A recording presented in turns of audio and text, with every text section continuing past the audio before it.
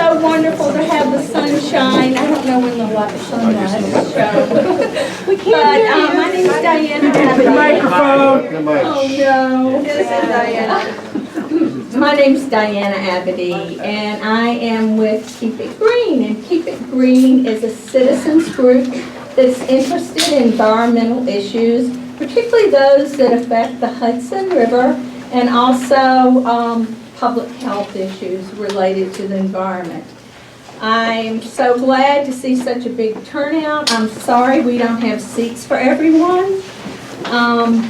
But the reason we're all here, I think we're all here for the same reason, and that's to show our concern, to learn, and we want to be able to answer your questions. So today's topic is C&D, which is demolition and construction waste on the Hudson, and we're focusing on Athens, the village of Athens, and the town of Catskill today. I want to say a big thank you to the Athens Police Department. We're very honored to have Sheriff Kaminsky here, and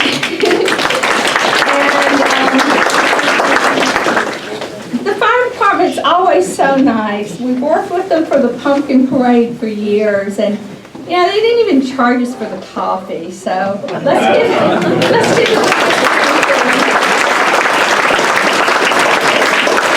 And also to the village of Athens. But our primary co-sponsor for this event is Friends of Athens, and we really couldn't have done this and had such a big turnout without Friends of Athens. And I want to introduce you to the president and the founder of Friends of Athens, and that is Catherine Sensor.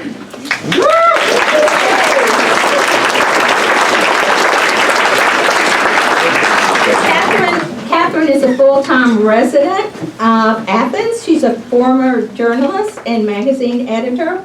She now serves as the Director of Communications for Foundation Source. This company sets up and manages private philanthropic foundations. She graduated from Columbia, just like this guy, and she's here to introduce Riverkeeper Paul Galley. But before she does that, I want her to say a couple of sentences about Friends of Athens. Catherine?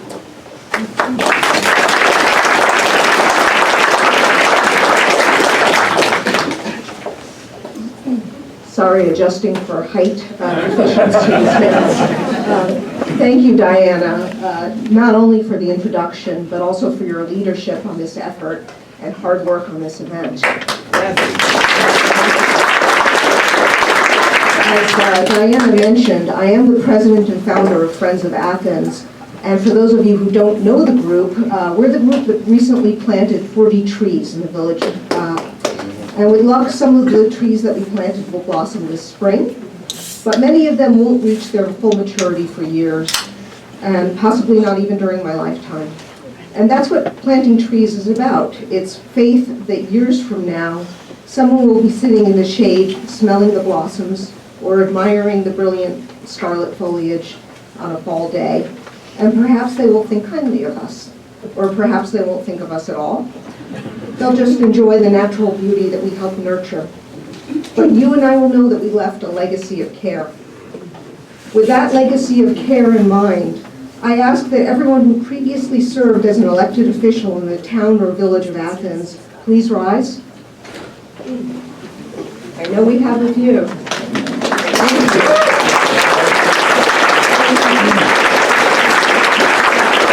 Gentlemen who just stood, I want to thank you for serving us and thank you for your ongoing concern for the village and town's well-being. I now ask current elected officials in the town or village of Athens to rise. Ladies and gentlemen, thank you. I thank you for joining us today and for hearing from your constituents. We need your leadership now more than ever. May I ask any elected officials and their representatives from other river communities to please rise. Where's Germantown? I know you're in the house. Thank you. Thank you for lending us your support. Like the river itself, this threat, the threat of these three proposals, touches all of us. We're all in this together. And to help us understand that threat, I am pleased to introduce Paul Gallet. Mr. Gallet is the president of Riverkeeper. He and his team work to protect the Hudson River and the drinking water supplies for 9 million New Yorkers. An attorney and educator, Paul has been dedicated to the environmental movement since 1987, when he left the private practice of law and went to work for the New York State Attorney General. In 1990, Paul began a 10-year stint at New York's Department of Environmental Conservation, where he brought hundreds of corporate and government polluters to justice. Ladies and gentlemen, Mr. Paul Gallet.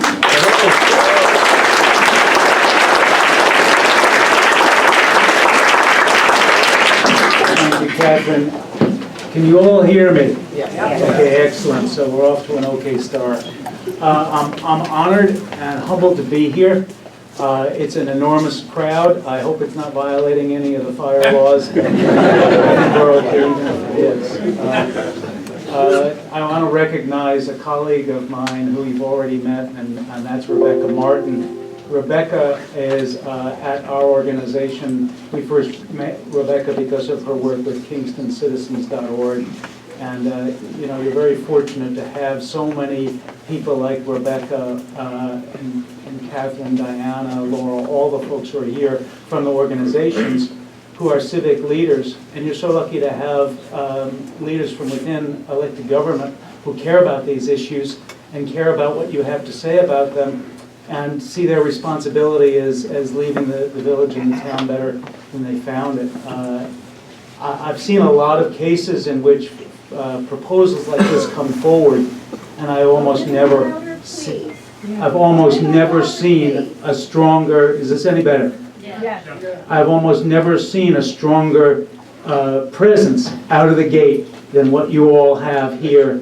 And let me tell you, there is strength in numbers, and I'm going to start off where I'm going to end off, and that is you put these proposals under a microscope, and you hold the government accountable to do so themselves.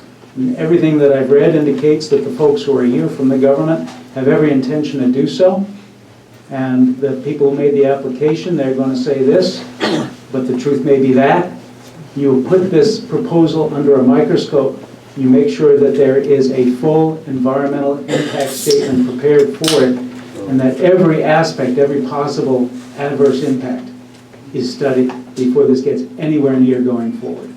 And if you do that, I think you're going to find some things that are going to give you some ammunition to get the sort of result that really will advance your community and advance what you want for your waterfront. I almost never talk about myself when I'm in a room like this for a reason like this, but this is one of those rare times that it actually matters, because when I was at the New York State Department of Environmental Conservation, I was in the New York City office. I was in the New York City office from 1990 to 2000, and that was the time when the New York City Sanitation Department told the private carters they couldn't go to the Fresh Kills landfill on Staten Island anymore with commercial trash. And all of a sudden, there were transfer stations everywhere, dozens of them. And it was my responsibility to enforce the New York State solid waste siting regulations. Some of you may have heard the phrase Part 360. I try not to use acronyms because I think acronyms end up giving people a distance from the work, and I don't want you to have any distance from the work. You have to be as effective as you can be. But Part 360 is the section of the regulations that covers these sorts of facilities. And I was also involved in the closure of Fresh Kills, because the irony was the sanitation department in New York City shut Fresh Kills to the commercial carters because they wanted to preserve more space for city trash that they collected with the city trucks. And then lo and behold, a couple of years later, they decided to close down the landfill entirely. So ever since then, New York City's been playing catch-up, and these proposals that you're looking at now are some of the evidence that they're still playing catch-up. And I don't think you should be responsible for helping them catch up, not in a location like is being proposed, and not with a facility that's being proposed, and certainly not with an unlined construction and demolition debris landfill that's been proposed for Catskill, which is completely inconsistent with these Part 360 regulations. So Riverkeeper, as most of you probably know, we've been around for about 55 years. We got our start when the river was so polluted that people who were fisher folk, they couldn't eat their catch. It smelled like oil. It was contaminated by metals. We still have the huge PCB problem that you're all probably well aware of. And in those 55 years since we got our start, we've sort of branched out to try to foster something more sustainable, something more that we can pass along to our kids and grandkids and nieces, nephews, whomever, or just the people who buy our house when we're ready to live someplace else. And we want that to be better than we inherited. And it's a bigger and bigger challenge every year. We have these issues associated with sea level rise. We've had 8 inches of sea level rise in the last 100 years, and it's probably going to get worse. We have these issues associated with storm surge. I was bailing our offices out in Ossining the night of Superstorm Sandy, and I know that I was among the lucky ones because I never got above the first step. The pump broke down, and so I got a workout, but that was all right too. So we got these big challenges. They're not getting any smaller. And in the meanwhile, we have to not make dumb moves. And from everything I can see here, we have some dumb moves to avoid. So a little bit of information. This is not an environmental law lecture because that would be just too deadly dull. No matter how serious the situation is, I want to keep it simple, and I want to recommend that you all assure that you can get some local representation. You should get some local representation, not just from an attorney with familiarity with this issue. And don't worry, Riverkeeper's not going anywhere. And Riverkeeper is going to be present and accounted for. But we can't represent you. We can represent the river, and we can represent the law, but you might need your own representation. And so think seriously about that. You also want to make sure that you've got some folks who understand the engineering of these facilities, who understand what it's like to take down a building. You may know that the company is proposing to take only a limited number of types of construction and demolition debris because they want to qualify for a lesser standard of permitting. There's a registration and there's a permit. And for the permit, you've got to get an environmental impact analysis done, and for a registration, you don't. Fortunately, you all have some permits which your elected officials are almost certain to talk about. Some of which I've actually had to apply for. I had to apply for a special use permit when I was working for a land conservation organization. And any special use permit application that isn't consistent with the character of your waterfront, your goals for the waterfront, that is disfavored, and that is putting it mildly. So you've got some local laws that are important to remember, and if this company comes to the New York State DEC and says, well, I don't need to do an environmental impact statement for you, and I don't need to do a full permit for you because I'm only taking a limited number of materials, soil and brick and asphalt and the like, as if that's clean stuff, then you remind the DEC you must consider the suitability of the applicant for holding this permit. That's right there in those regulations that I mentioned. You must consider prohibited areas where you cannot site any sort of facility, whether it's a registration facility or a permit facility. And that includes wetlands, floodplains, and areas where endangered species are involved. You must consider the adequacy of their plan for the operation of this facility. They'll tell you that they want to have nothing but the cleanest sorts of construction and demolition debris, which somehow sounds a little internally inconsistent.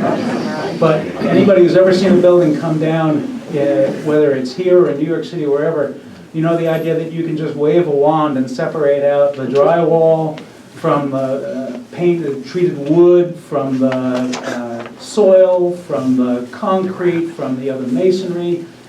These things are all on a pile, and they contaminate one another. And so that's why you have landfills that are tested by the EPA. The EPA tested 21 landfills, and Catskill is proposing to get a landfill from Peckham. Anybody who tells you it's a berm, you tell them it's a landfill. A landfill, hard stuff. And landfills need liners, and they need leachate collection, and neither of those, I think, is proposed by Peckham. So that's a non-starter, it seems to me. So 21 landfills, and they tested for 93 different chemicals. And 24 of those chemicals exceeded regulatory health-based standards, things like iron and manganese, lead, total dissolved solids, cadmium. These are things that are very seriously putting your groundwater at risk if you're on well water, or very seriously putting your surface waters at risk, and your surface waters may, end up in the Hudson, which of course we care very deeply about. We care deeply about all of these waters. These landfills have these contaminants because it is virtually impossible to screen them out. EPA will report chemicals like zinc, copper, pH exceeding the ambient water quality standards for protection of freshwater aquatic life. These are not consistent with leaving a legacy for kids, home purchasers, the people who are going to make Athens or Catskill or Coxsackie or any other community strong a generation from now. We have fights that are unavoidable, that we're going to have to fight over the next generation or two to keep these communities as wonderful as they are now, and maybe even hopefully make them better. Construction and demolition debris, landfills and transfer stations next to state parks, in floodplains and wetlands areas, which these may be, these are not going to move us forward. These are going to move us backwards. Before I wrap up, and I'm not going anywhere, I'm happy to take questions after the other speakers, and I'm not going to rush out of here at the end of this. I do want to really recognize the partnership that our organization has with groups like Hudson River Sloop Clearwater and Scenic Hudson. The board chair of Scenic Hudson, Kristen Gamble, is here today, and I think she's going to have some things to say in a little while. But the whole is greater than the sum of the parts. When we work together, we accomplish things. We stopped the Wheelabrator proposal for the toxic incinerator ash dump in Catskill last year because we held the proposal to the scrutiny it deserved. You hold this proposal to the scrutiny it deserves, I don't think it's going to, pardon the pun, hold water. So thank you for inviting me. Like I say, I'm happy to get questions.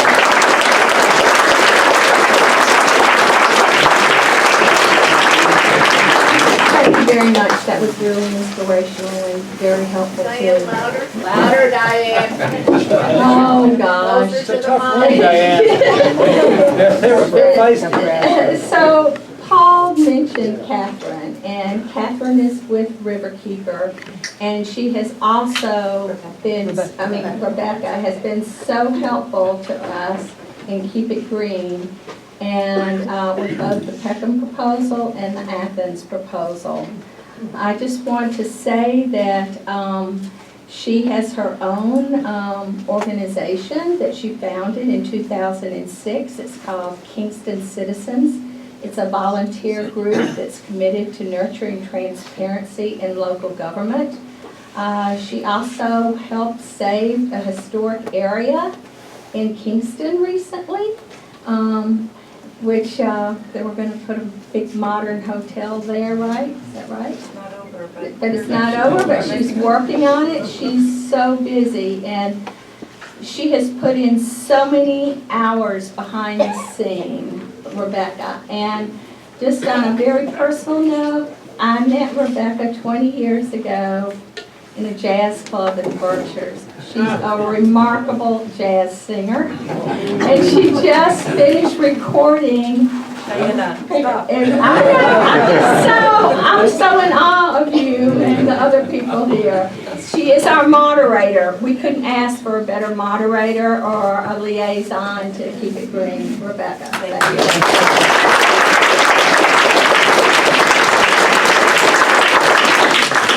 Thank you so much. It's a pleasure to be here with all of you today.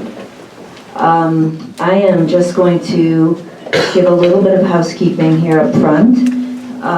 If you didn't know, it's such a great crowd, but the bathrooms, in the case you need them, are over here to the right and then on the left.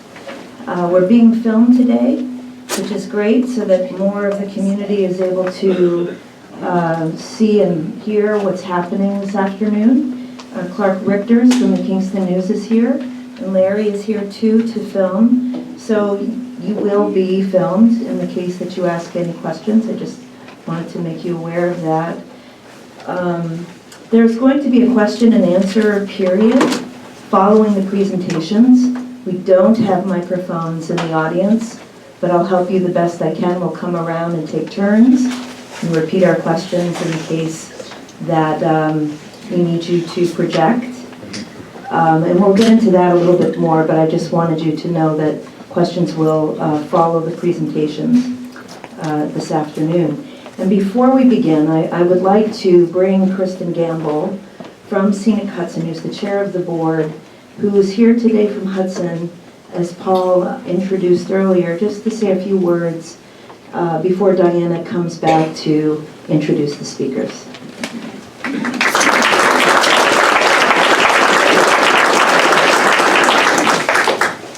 Well, I'm not prepared to make a formal presentation, so don't expect that. Speak into the microphone. I'm not prepared to give a formal presentation, so don't expect that.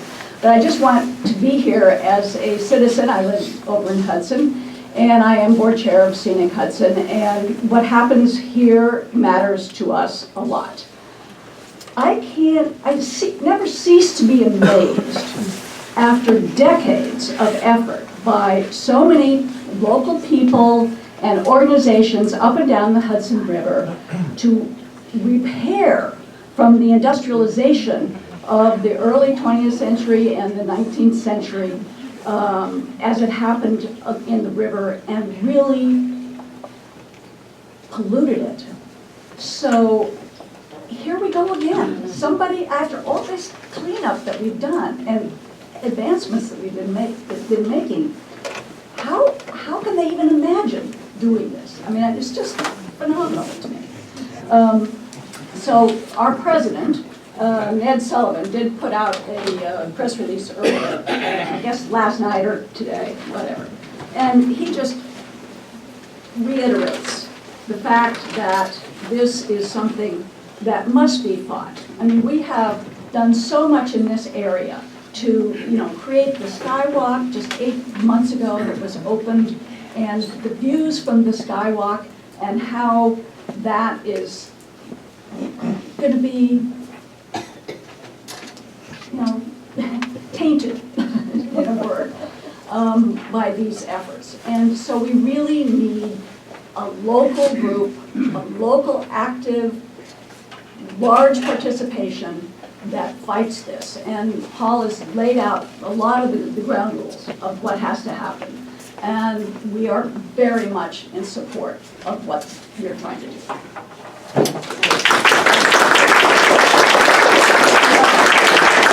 I have a sidebar. A personal favorite of mine is the lighthouse, which is up here.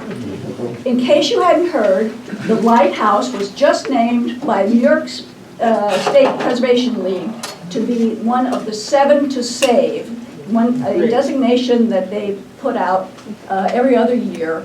And there's going to be an amazing effort locally to now get behind and really save our lighthouse, which is in tough shape right now. So that's just a sidebar.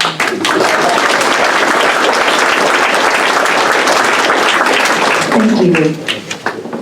So I do wear many hats. I do run KingstonCitizens.org, but I spend my days working for Riverkeeper in the water quality program with Dan Shapley up in Kingston, and it's a real honor to be here with Paul today and my colleagues. But for the last 6 months, I've been embraced by Keep It Green. I live only 25 miles from Catskill.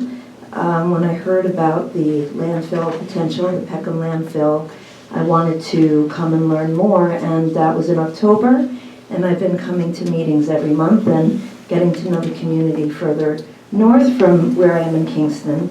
And so today I'm here to support Keep It Green. In your agenda, we have a very brief bio, an explanation of who these wonderful groups are. And Keep It Green is a fairly new citizen group who is mighty as can be, with wonderful members. Their bio here is Keep It Green is a volunteer community-based environmental organization. It's located in Greene County, and it supports sustainable development to reduce, reuse, and recycle. And it's a great pleasure for me to introduce one of the organizers here today, Diana Abadi.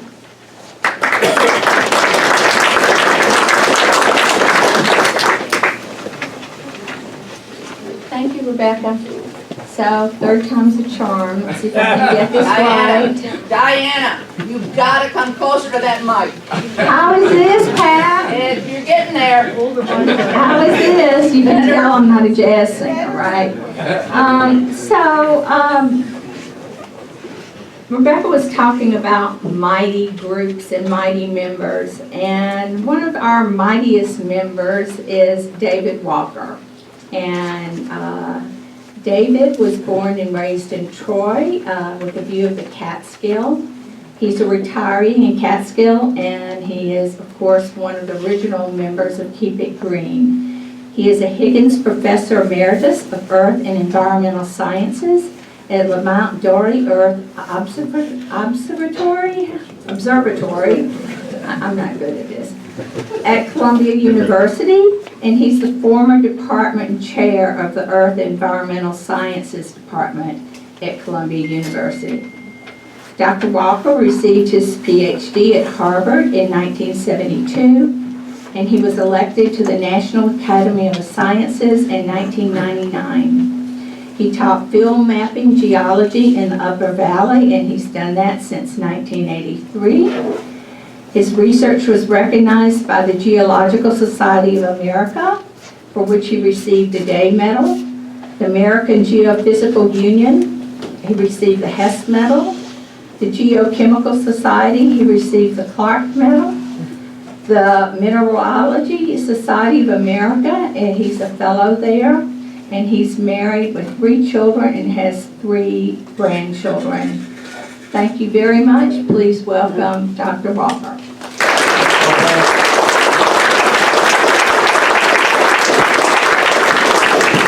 Thanks, Diana. I wish you'd call me Dave instead. A word about Keep It Green.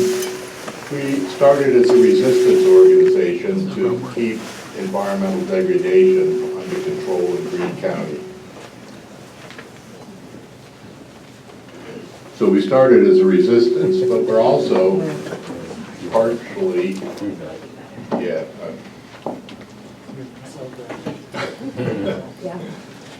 we're also interested in promoting environmental, sustainably developmental activities that will bring economic activity to Greene County so that we're better able to resist the projects that are environmentally questionable that would lead to degradation of our environment. So we have a double mission. My mission today is to acquaint you with some of the larger issues that are in play throughout the Hudson Valley, of which the projects in Greene County at Catskill and Athens are just one moving part of a rather more complex scenario which is in play, and is in play fairly recently for reasons I'll get to. The issue is, what defines our greenness here in Greene County? There are 3 important lines to the story with the blue stars. One is that there's a large amount of waste that's generated in the city and throughout the Hudson Valley that needs someplace to go. The second element of the story is that barging is a lot cheaper than trucking to move large quantities and tonnages of materials about. The third element of this story is there's a bunch of quarries along the river, which are big holes in the ground, many of which are played out, some of which are still active. And the idle and empty parts are simply awaiting some new purposing. So the question is, do these 3 stars add up to a narrative? As example of a narrative might be, ooh, let's put a lot of our garbage in these big holes in the ground and move it by barge. Simple narrative, I'm sure you can understand it, and it's very appealing at some level. The question is, do we in Greene County want to be part of the narrative or not? And it's my job today to acquaint you with some of the issues and some of the good parts and the bad parts of the potential stories that might play out in order to divert those waste streams into some place which is environmentally acceptable. I would hope very much that we could agree at the start as a ground rule that we're not open for just taking anybody's garbage. But there are other waste streams that might be, under some circumstances, attractive, and the particular one that's in play now is the construction and demolition, C&D, so to speak, that is flooding the market and needs some place to go. Do we want to be part of that? Well, we'll see. I hope to inform you today of what the issues and the choices are so that you can make an informed decision about what you guys want to do. I come from the bright lights and glitter of Catskill. You folks in Athens have to make your own choices.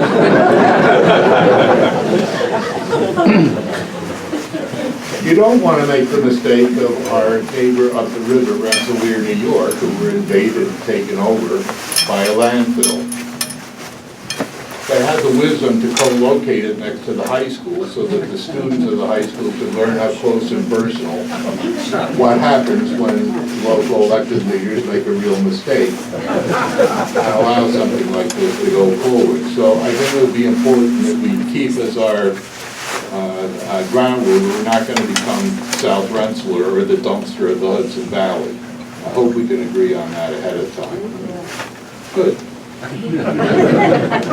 The narrative that I sort of outlined for you as, oh, here's a big hole in the ground, let's put our C&D waste in there, is playing out now in Rockland County to the south of us. There's a giant hole in the ground that used to be the Tilcon quarry from which aggregate was pulled for many, many years, but they're not doing that anymore, and it's sitting there idle filling up with water. There's a barge terminal, there it is there, so that part of the story is in play. And the appealing story of let's fill our hole up with something that's environmentally not too objectionable is playing out with Tilcon turning over the operation of filling the hole up to a small shell company, Hudson River Resources, that is interested in taking on the job and has put in a proposal to the town of Tompkins Cove to go forward with this. I'm not quite sure exactly where that stands at the moment, but we'll be watching that with some interest, and I know the Riverkeeper has in fact also weighed in, as this is perhaps not something that Rockland County wants to take on. There's an interesting theme here that Hudson River Resources, as I say, it's a shell company that does land reclamation and so forth. They label themselves as a resource company, not, you know, we're not a barge company, we're not a land reclamation company, we're a resource company, as if that were a green label that would help you swallow any of the questionable things they might be bringing to you. It's sort of, you know, calling themselves a resource company is like taking a hitman and relabeling him as a human resources consultant. It doesn't play well. So here's the one of the quarries that I'm telling you about that's in play now. There's one up south of Poughkeepsie at Crown Heights, which is not in play now that I'm aware of, but who knows. It has its barge terminal onto the river, but since it's still active, maybe they don't want to fill up the hole until they take all the stuff out of it yet. On the other hand, if you're a barge company and you've got a load of C&D that you're taking north up to Crown Heights, you might want to think about what you're going to take coming back. And so if you take the C&D to Crown Heights, maybe you could take the aggregate back to the city. And if you have a two-way run, you make out like a bandit compared to taking your barge back empty. And so one of the material firms that is supplying the C&D to the Peckham project, which I'll tell you about later, that's Inwood. Inwood is in fact also a barge company, and it's also co-located with Nassau Ready Mix Concrete at the same site. And so for a company like that, it's a no-brainer. Hey, I take the C&D up to a working quarry, I get aggregate, I bring it back for my concrete operation. So although I'm not aware that this quarry is in play now, watch out. There's a big wet hole in the ground on the Rondout just near Kingston at Connolly. That one could be in play. Got a barge terminal right there, right out to the Hudson, straight shot. East Kingston has working quarries, which would potentially be in play down the road as a two-way operation. Aggregate south, C&D waste north. Beware. And then, of course, are the big quarries up north of us at the north end of the Helderberg Escarpment at South Bethlehem and Ravenna. They're co-located with the Lafarge cement operation, which is, well, you can see it where it is in this picture, and they're right near the Queens Marine Terminal, which has barge stuff. And it also has, here's a blow-up of this area here. The barge terminal has a conveyor belt that runs up to the cement plant, so that the two-way traffic of cement coming down the conveyor, you know, at night they'll run the C&D waste up where they can put it in parts of the quarry that aren't being used. So there's another potential player in this story. What about Greene County? That's what we care about, and that's what we're meeting here today to think about. By far the largest complex of quarries in the Hudson Valley are those that are in the cement belt south of Catskill. There's a huge complex that you may not even know about because it's invisible inside a hollowed hill to the west of the Helderberg Escarpment. That's the cliff that's along 9W to the west of it. Here it is from the air in a Google image, and you can see that the scars in the inside of that hillside west of 9W are this enormous quarry complex. The Pepicum organization has some asphalt plants and crusher operations there, and the south part, it's cement, there's a different company, that's Lehigh Cement, and their quarries, I don't believe, are very active at the moment, but they sure are big ugly holes in the ground. I think they're just grinding clinker there rather than actually producing cement anymore. So there's a lot of real estate that is, how should we say, prime target for filling up in this rather simple-minded narrative that I spun for you. Barge, hole, waste, you know, put them all together and you get a particular picture. So we have a waste stream for sure. We have this huge complex of quarries. There are over 2 square miles of potential holes in the ground that could be filled in with anything really. Some of the local landmarks include Inbach Bay, Duck Cove, the Hudson River, of course. Cement's down here, so Catskill is up there to the north. This area, marked the Wholesome site, is the site of a former, first it was St. Lawrence and then it was Wholesome. That plant has been shut down and demolished and taken away. But they did have a barge terminal that ran off of this causeway out into the deep parts of the river for the delivery of cement to the market in the metropolitan region downriver. Here's the asphalt plant, and I'm going to show you next a view that's taken from the air across the lower parts of these quarries, across the Wholesome cement site, the former cement plant, across Inbach Bay and out into the river. Because it turns out that the interesting part of the story for us has to do with the Peckham takeover of the Wholesome site and the quarries that were associated with it. So in August of 2016, an application showed up at the DEC. And it was for a project that had to do with filling this gigantic hole. This is just one of the holes going up here. Here's the cement plant, here's the asphalt plant and its crusher. And you can see the dust rising off it, just so that you know where it's located. Over here is the site of the former Wholesome cement plant and this cloth building we'll see in subsequent views of this area. And this unnaturally green astroturf covered mound is in fact the old ash dump from the Wholesome cement kiln operation that, you know, spewed out coal ash for, 100 years or whatever length of time. Wholesome and Lafarge and their predecessors before them dumped ash.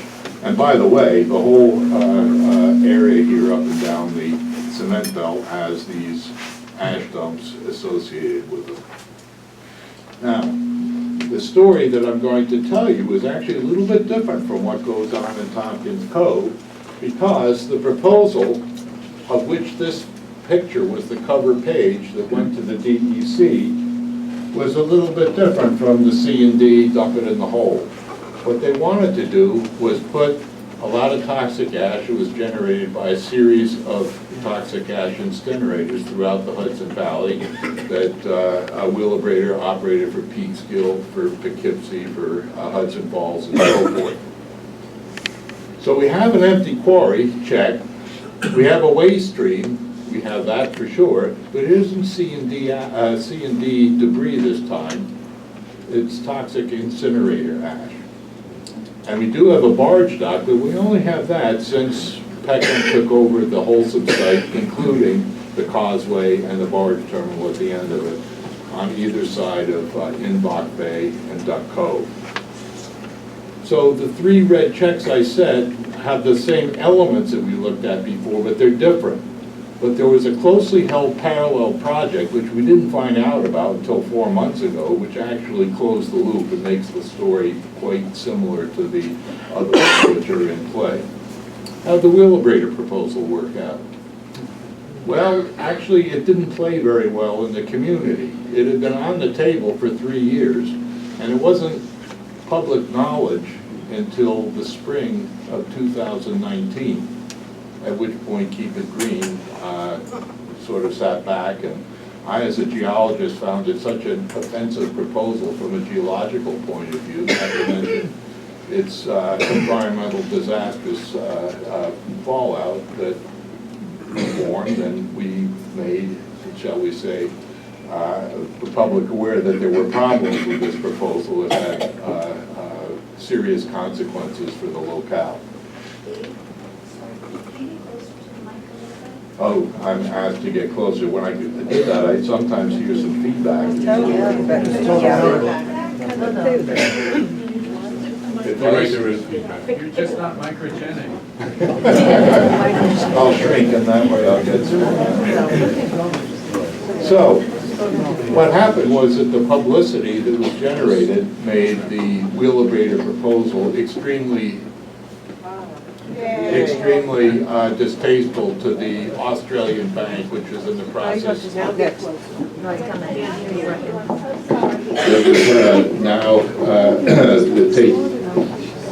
taking over Wheelabrator. And so Wheelabrator withdrew their application in the spring of 2019 rather than face a full DEC review after the deficiencies of the proposal had been pointed out in some detail. I said there was a closely held project that is a parallel story to the Wheelabrator thing. This is the title page from an application for a permit, a Part 360, you heard about Part 360 from Paul, for a visual noise and dust screening berm along Route 9W in Catskill. Here's a working drawing of the berm, so to speak, and you can see that it was prepared in the working drawing, never mind the plan. The plan must have predated this working drawing for a long time. And this precedes by a whole year the submittal of the proposal to the DEC, or public or even, I believe, planning board awareness of this. Well, maybe the planning board knew, I don't know.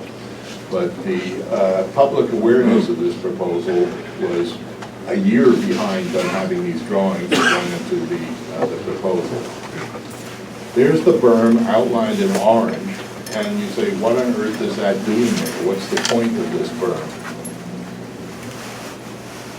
So here's the view from Germantown last fall, and you can see the cloth building.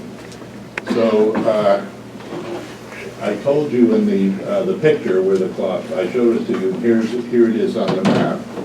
And the view from Germantown shows you clearly where the cloth building is, as well as showing to the right of it the AstroTurf green mound of coal ash in their dump.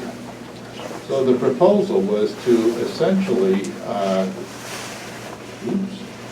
there we go. There's the berm in PowerPoint. It isn't built yet. but they would like to put a berm, maybe they'll choose a more attractive color, I'm not sure, and put it there to hide an existing asphalt plant that's going to be expanded behind the berm, and the public will be protected from having to see the ugliness of this project by having this berm in place. One aspect of this proposal, which is emphasized quite forcefully, is that the C&D material is clean root carbs, and I'll tell you what root carbs are quite shortly. But the purpose of the berm is to hide some asphalt plant which they're going to expand into the space that's hidden behind the berm. So, yeah, it was planned for quite a while before it went to the DEC. So, what are the issues with the berm that they're proposing that raise environmental interest? Well, it's clearly a barely disguised unlined landfill, and it's got leachate problems.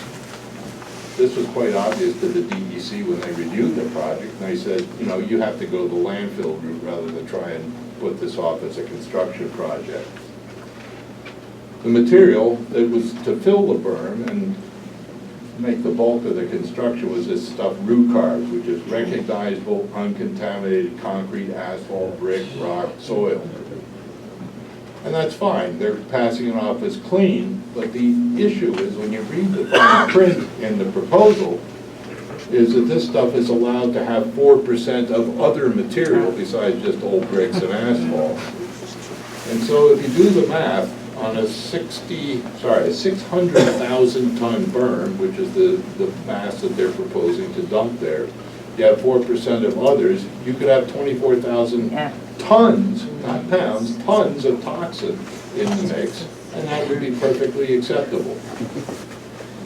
I don't think it's acceptable, maybe you don't either, but according to Peckham it is, and there wasn't any leachate testing specified to, in fact, get some handle on whether nasty things were coming out of this big pile of stuff or not. The idea that you have clean C&D is an oxymoron, as Paul just told you, and I'm just repeating what he told you previously. And if this is such great stuff at 4%, you might want to ask yourself why the Tompkins Cove project is weighing in at, oh, we can get stuff that's only 1% other material. Are we getting the crap end of the pile and Rockland County gets first choice? I think this is not a good way to be doing business. Let's look at the root carb material. There it is. It's right out of the Peckham proposal. And you can see it is, you know, it's granulated, crushed up concrete, asphalt, whatever. Let's hope that those rather unnatural blue stains on the concrete have nothing toxic and leachable in them. But, you know, passing quickly over that, I would ask you to consider whether visual inspection, which is the principal tool that Peckham is proposing to keep nasty stuff out of the stream, would be able to spot a barrel of DTT dumped into this big pile of sand, gravel, and crunched up asphalt. Toxic cocktailing is a very common problem with C&D materials. And I'm not just making this stuff up.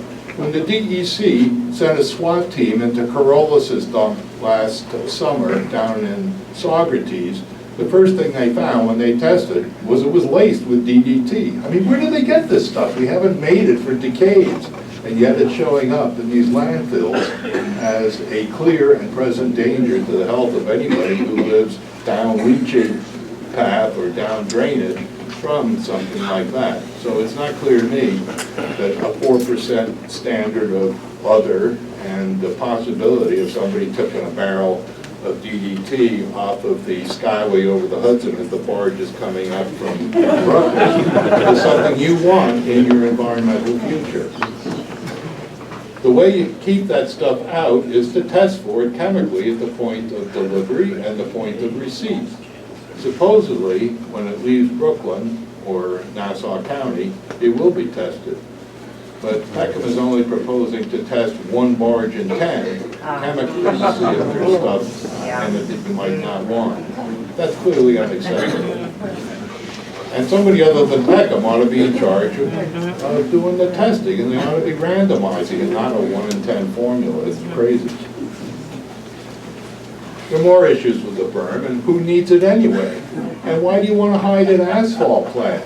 Peckham has 2 asphalt plants here in Athens, and do either of them have berms on them? I don't think so. And so it's not clear that the standard for visual excellence is you put a berm around your asphalt plant. The DEC told them that they liked the view as it was, thank you very much, and your proposal to put up a berm is superfluous, as well as, you know, it's a complete speculation of why that would be a good thing to do. And what asphalt plant is it that they wanted to hide anyway? You know, remember, you can't see the asphalt plant now because it's up in the quarry. And the quarry is a very good visual, sound, and dust shield. There's a big plume of dust coming up from the crusher when that's in operation. But otherwise, most people don't know what an enormous quarry there is up there behind the hill on the west side of 9W. If they wanted to expand their existing asphalt plant, they got 2 square miles of quarry that they can expand into, and nobody's going to be bent out of shape by them doing that. But I think that the reason is that they wanted to move the asphalt plant is because they were about to run 11,000 trucks a year, big 18-wheelers of ash up that access road through the asphalt plant and to the quarry where they were going to make that huge ash dump. And so I think it was something they thought, oh wait, we're going to mess up our quarry by having all these big trucks come in, driving right through our asphalt plant. We won't be able to get the asphalt trucks in and out through the traffic that the ash dump is going to be generated. So from that point of view, it made perfect sense to move the asphalt plant down to the river, build a berm around it, case closed. But the problem with bringing in C&D waste to the end of the barge terminal and driving it along the causeway is that you're going to generate dust, taking the stuff off of the barges, moving it along the trucks, dumping it on the berm. And you're right in the middle of Inbach Bay to the north and Duck Cove to the south, which the Department of State of the New York establishment rates as the best and the most important bass nursery on the Hudson. Freshwater tidal wetlands are in some jeopardy worldwide, and our biggest and best one is this complex, in Bach Bay and Duck Cove, where a lot of our bass fishery originates, at least the nursery part. I don't think you go in amongst the plants and the duckweed to catch them. I think you do that out somewhere else. So the fact that they hadn't even considered that as a possible problem, among other things, led the DEC to give them a notice of incomplete application, which if you decode that, that's a no thank you very much, go back to the drawing board. They also the DEC also faulted the Peckham proposal because they didn't realize that this was an environmental justice area. So what happened? They sent them back to the drawing boards on December 4th, and maybe Peckham is redrafting their plans even now. We don't know. But why would they do that? It wasn't really about hiding the asphalt plant. They don't hide the asphalt plants up here in Athens. And now, when there's no ash dump anymore, there's no reason to move the plant, so the hidden rationale for doing so is gone. So I think we really have to look for another reason why they might have been interested in building this berm in the first place. Well, one reason might be that they're going to get tipping fees from Inwood and Alico for taking on this material that they can't get rid of otherwise unless they have some place to put it. I've done, a crude calculation, and I think that, they might clear $1 million or $2 million a year in doing this project. In other words, it wouldn't cost them to build the project. They'd actually get a little bit of money. That's not even enough to pay the bond on our new jail, but we're not getting the money anyway. The corporate office in White Plains is getting it. Not even coming into this county. Another possible incentive for building this berm is that it's sort of, nuzzled up to and surrounding the old, it's nuzzled up to the AstroTurf mound of coal ash, and it's also surrounding the site of the old cement plant. There might be some liability and legacy toxicity from that 100-year industrial operation. And one thing the DEC faulted them for in their proposal, there isn't any toxic review of the area that is in play for this particular project. Who knows what would happen if they cored the area and looked at the stuff that was under where the cement plant is, and what on earth is coming out of that coal ash dump that we don't know about. So that's a possible strategy, that the berm is in fact burying some old liability. I think that what we have to worry about is this is simply a wedge strategy to introduce C&D into Greene County. It comes in, informally in road trucks sometimes. Just think Corollas down in Saugerties, that goes on here too. But this is barge loads of this stuff, not the odd dump truck here and there. Sir, Yes. you have to speak louder. You can hear me. I can't hear you. I can, thank you very much. I'm sorry that I'm so challenged in working with electronic audio systems. Is that better? Yes. Okay, I'm not hearing the feedback either. So thank you, Rebecca, for tuning the business right.